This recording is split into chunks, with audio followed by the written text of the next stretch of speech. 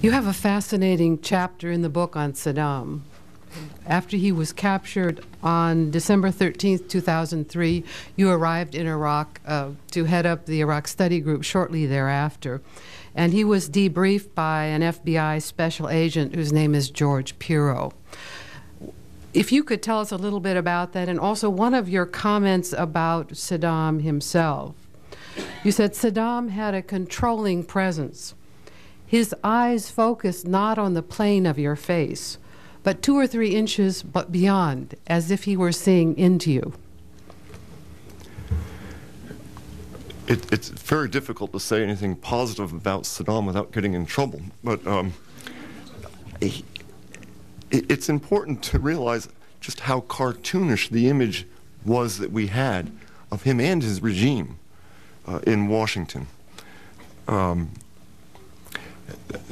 You know, Saddam ruled in a way that he had an uncanny instinct and understanding of what motivated people and countries at their basest level. We had no concept of that in Washington. The ability of Saddam to lead, and one of the important features of it that was not visible to us, was he led a lot by implicit guidance.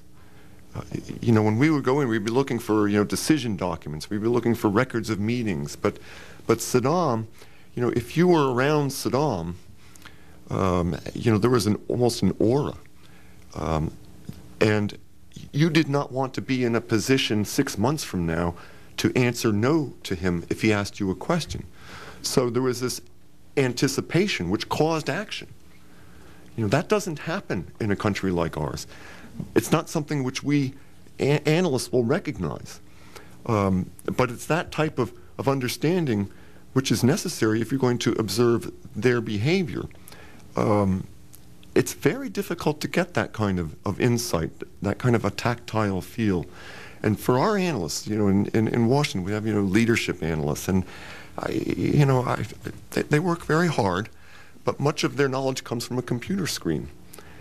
And, you know, that's a bit like, you know, Plato's cave. And you wind up with a very 1 or 2 dimensional picture, and the tendency is then, when you see data, you apply your own logic. You don't know their logic. The same thing also happens when they're looking at us. You know, Saddam and the Iraqis generally, this is glib, they think we're smart. They think we know everything. So when they see our actions, they think we know all about their WMD program. And therefore, there must be some other motivation. If they see a leak in the Washington Post, they think that's by design. You know, this is a common, and so when we observe their behavior, it is in response to their misperceptions of us. Saddam, for all of his instinctive grasp of what motivated people, he did not understand the United States. And it has played out in a way in the 1998 period, because they kept making entreaties to the United States, that to me and others, they said, look, we'll be your best friend in the region, bar none. Just talk to us. And from Saddam's perspective, you know, who understood power and relationships, he said, you know, it is natural that the United States and Iraq work together. Iraq is the builder in the region, energetic, great army, good resources, secular, westward leaning. It is natural that the United States, you know, have a coincidence of interest with Iraq. That's the way Saddam saw it. What he didn't get was that, you know, it was impossible for anyone in Washington to appear to do something with Saddam. It would be political, you know, suicide. But he is was a very crafty guy, and he did have that compelling presence that people were quite afraid of. Could you comment on Saddam's self-perception as representing the Arab nation versus the quote-unquote Persians of Iran, and his disdain for Kuwaitis and Saudis? Saddam, I think, he saw himself as the latest in a long line of great Arab leaders, Nebuchadnezzar, Hammurabi, all these. He really did. He was narcissistic, and that in a way that is hard to even imagine. And he saw that his legacy would be, hundreds of years into the future, not just a couple of years. He believed firmly that, that in the historic mission almost of Iraq, the Iranians were a much bigger presence in his mind than we appreciated. The historic animosity between the Arab nation and the Persians, and they almost would spit when they say that. It was a very potent feeling for them. But that was his sense of grandeur, and he defined himself by his struggle, and that gave him greatness. He saw the other Gulf states again as lazy, non-productive. By the accident of birth, they had been born on a pot of oil. They didn't build anything. They were not engineers. They were not builders. That's the way he perceived it, and he thought that there should be a natural allegiance to him as the person who embodied this great Iraq spirit. I mean, this is the way his mind seemed to work, and this is derivative of debriefing him over many months and listening to him and those around him. But he also did build a lot of good things in Iraq, a good educational system, a health system.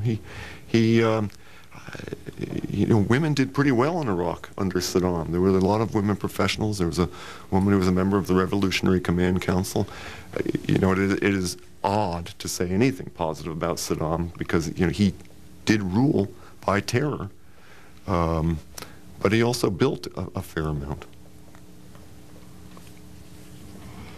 Why is so little attention paid to the very useful work done by the inspectors? Shouldn't they have remained?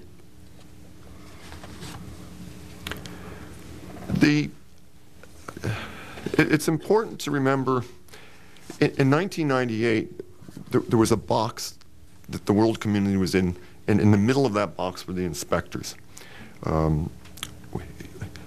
We could not verify Iraq's declarations that they had gotten rid of all their weapons. We could not verify it. We knew we could demonstrate that some of what Iraq had said was wrong. It was demonstrably wrong. They blocked us, in many cases, from going to various places. When you look at all of that, and when you look at the discrepancies of what we were able to account for and what we were not able to account for, and you look at the history that WMD had been quite useful to Saddam, it's not an unusual leap to assume that he still has things.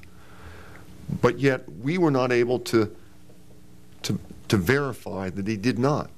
Iraq, from its perspective, was charged with proving a negative. That's pretty tough to do.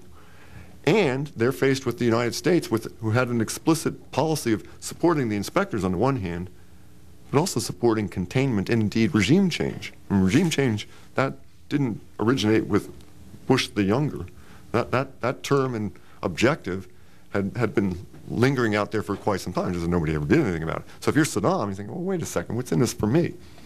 And in 1998, Tariq Aziz said to me, he said, look, we came to a conclusion. We can have sanctions with inspectors, or we can have sanctions without inspectors. Thank you very much. We'll do well without the inspectors. But, from 1998 till 2001, the sanctions were crumbling. Saddam was very astute at dividing the Security Council. He was very astute at saying to other countries' businessmen and oil companies, saying, look, if you're going to be my friend when sanctions are lifted or finally do crumble, you better be my friend now. Every year in November, they had something called the International Fair in Baghdad. It was teeming with Western businessmen, all falling over themselves. Money was flowing into Baghdad very rapidly in the larger. The sanctions, that tool for containing Saddam, was falling apart. It no longer worked. Sadly, it wouldn't work forever. The other last point on this one is that, in theory, the resolution said once UNSCOM verifies that Iraq has gotten rid of its weapons, and there is a monitoring system in place, then the sanctions will be lifted.